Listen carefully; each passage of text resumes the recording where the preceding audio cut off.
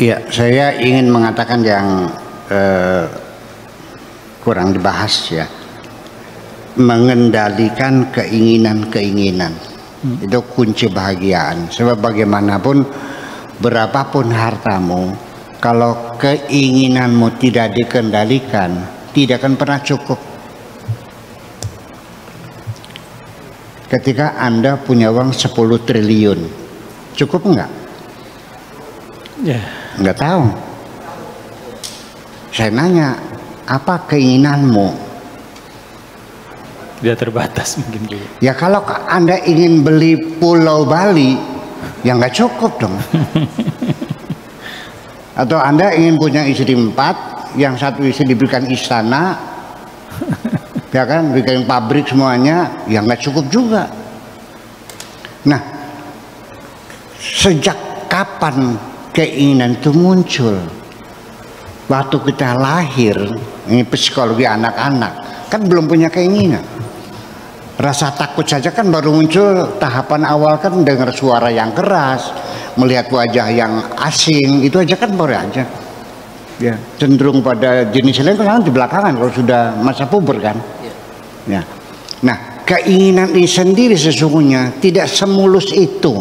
Kita ingin mengontrol, ya, mengendalikan keinginan, tapi seringkali keinginan itu muncul dipaksa. Siapa yang memaksa? Itulah orang-orang yang tidak bermoral, menawarkan komoditas-komoditas produksi pabriknya melalui iklan-iklan di tengah jalan yang sebesar-besar gajah, melintang di tengah jalan dengan videotron, dengan yang sebesar gajah, dipasang spotlight, ditambah dengan gambar wanita yang cantik-cantik, yang buah dadanya kelihatan. Kita dipaksa untuk melihat. Dari situ lalu kita ingin. Itu kan untuk membangunkan keinginan Anda. Betul. Apakah advertensi periklanan tidak perlu ditertibkan? Yang mengganggu kenyamanan kota. Ada nggak penertibannya undang-undangnya? Belum kan? Belum terpikir kan? Nah kita juga sama. Jadi karena kita melihat sesuatu, kenapa engkau ketika kondangan di teman miskin kok pakai perhiasan emas, gelang keroncong sampai 1 kilan, kalungnya seperti rantai, ya kan, emas berlian 24 karat, kondangan sama teman miskin. Di sana banyak orang miskin, melihat kamu pakai yang mewah, banyak yang nangis kok. Banyak yang nangis. Percaya nggak? Ya mereka juga ingin pakai semacam itu. Jadi jangan sok ngiming-ngimingin orang kan gitu. Iya. Iya. Sampai sorga pun itu mengiming-iming juga supaya kamu kepengen masuk sorga. Ketika sesuatu kelezatan yang kau inginkan dalam ketetapan agama dilarang, supaya engkau bisa meninggalkan kelezatan yang kau inginkan di dunia, engkau diiming-iming dengan kelezatan di sorga kok. Betul. Sadar nggak? Bagi orang-orang yang pemabuk minuman keras dan itu ternyata dilarang, supaya mereka teguh hatinya meninggalkan alkohol, meninggalkan minuman keras, dijanjikan di alam Al-Quran bahwa di surga juga banyak arak kok.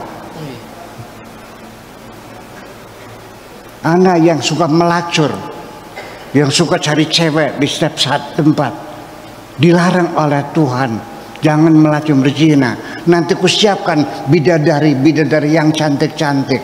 Kenapa demikian? Supaya kamu mampu untuk meninggalkan larangan itu. Ini psikologi semacam itu. Nah makanya jadi itu tidak mudah mengelola, ya, merawat keinginan semacam itu.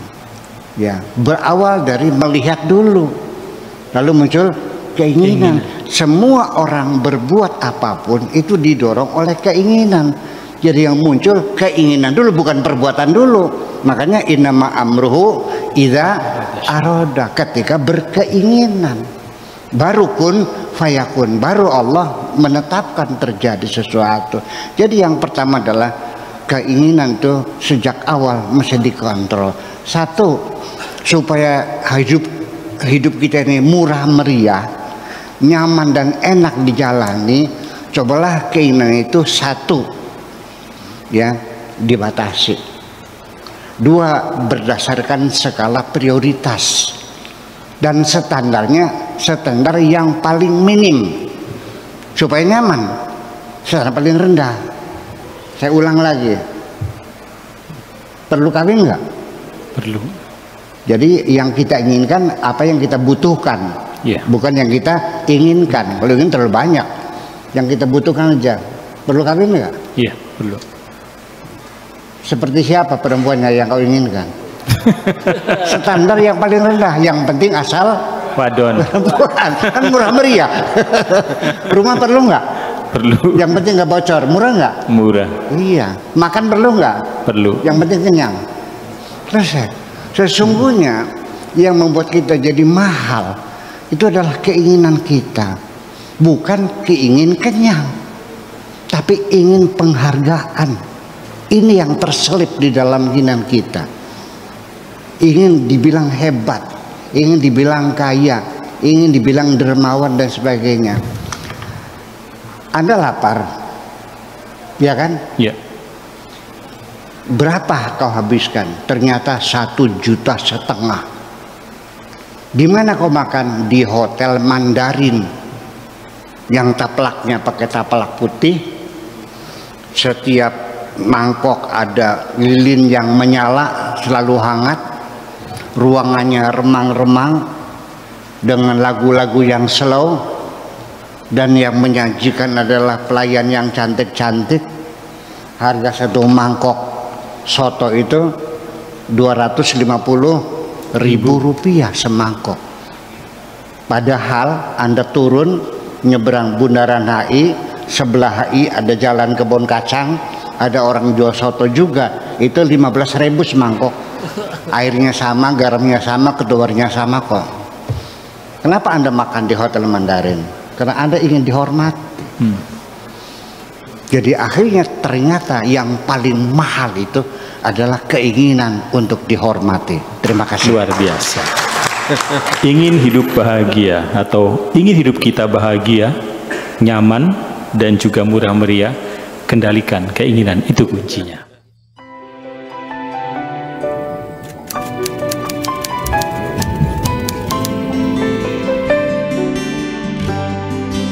Aku hanya ingin berbagi kebahagiaan